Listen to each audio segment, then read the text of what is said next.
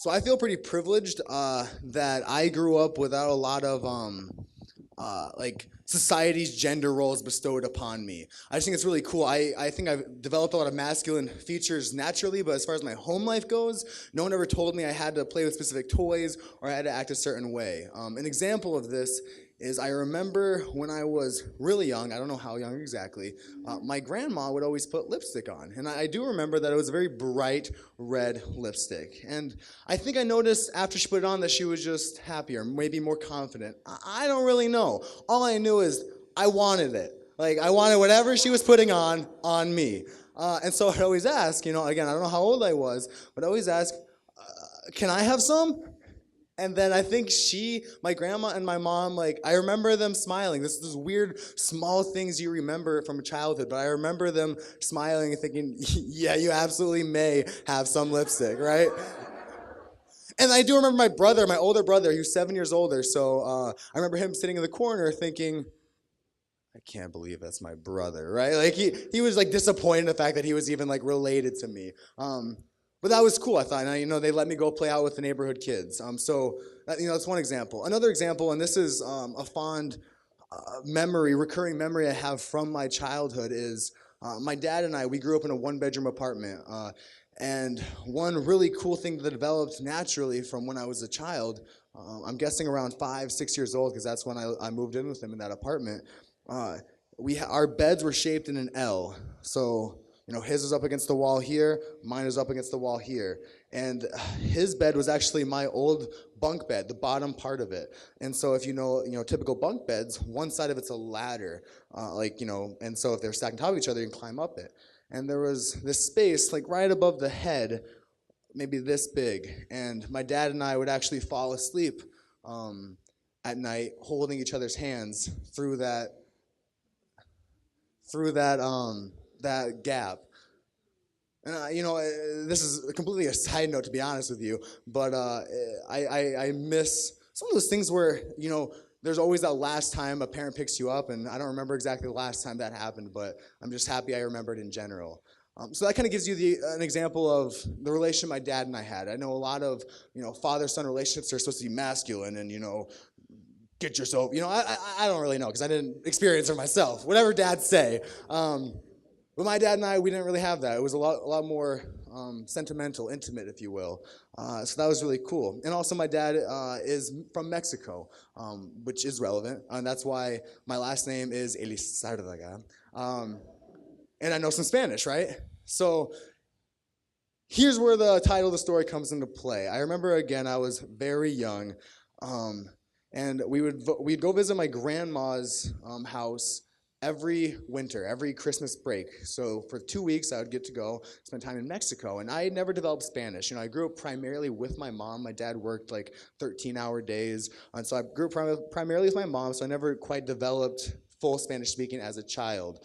Instead, I developed small phrases. And one phrase I did remember was, dale un beso. And I remember that because whenever I would be there for the first time, and then one of my aunts would come in, they'd say, dale un beso a tu tía. And I would run away because I didn't want to kiss my aunt, right? It's like, no, you're young, and that just seems icky. For some reason, kissing my dad with his fuzzy beard was like, that seems reasonable. But kissing my sweet, loving aunt who just wants to hug me for the first time since a year is like, gross, get away from me. And luckily, she only knows Spanish, so she won't hear this. But so that was an expression I knew. I understood what dale un beso meant. And in my grandma's house at the time, my dad's not from the Cancun of Mexico. He's from the, not quite the shacks either, but concrete slabs put up and then compartmentalized into bedrooms, and then there's an open area in the middle. And part of that, on one of the sides was actually a farm. So there was a farm inside the house. It was the same wall that shared with our neighbors. So here's the farm area. Here's the kitchen right here, so you could see the farm through the kitchen window. It was just, something you would never see here. And there was animals there. Okay, plenty of animals. I remember chickens. I think there was one bull, and then at least one pig. And so I recall my aunts, and maybe this is their cruel revenge on me. My aunts, we go out, and it was probably my cousins too. We go out to the farm area. I'm young, naive, and fun fact about me, I'll do just about anything for validation. So they point to the pig. They point to the rear end of the pig, and they say, Alejandro, dale un beso aquí. I'm like, hey, I understand what that means. So naturally, I kissed the butt cheek of a pig. And all the ladies in here are swooning. I've washed my mouth at least 3 times since then, so it's probably fine. And then they told me, Alejandro, dale un beso a tu papá. Hey, Alex, go give a kiss to your dad. So what do? I scurry on away from the pig's ass, find my dad, give him a huge hug, and kiss him right on the cheeks. And he was so happy. You know, when you see your son just excited for no reason to see you, to embrace you, to be so unashamed of his love for you that he gives you a kiss.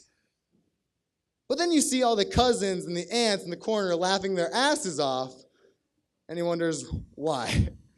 And they tell him, and he was pissed. I think the funniest part to me is that I was so willing to kiss a pig's ass, and yet so unwilling to kiss any of my aunts. And for that reason, again, I'm really excited they can't speak English. So if they see this, they're just going to like it on Facebook anyway because they love anything I do. I don't know. I just figure nothing says, oh, baby, like kissing a pig's ass.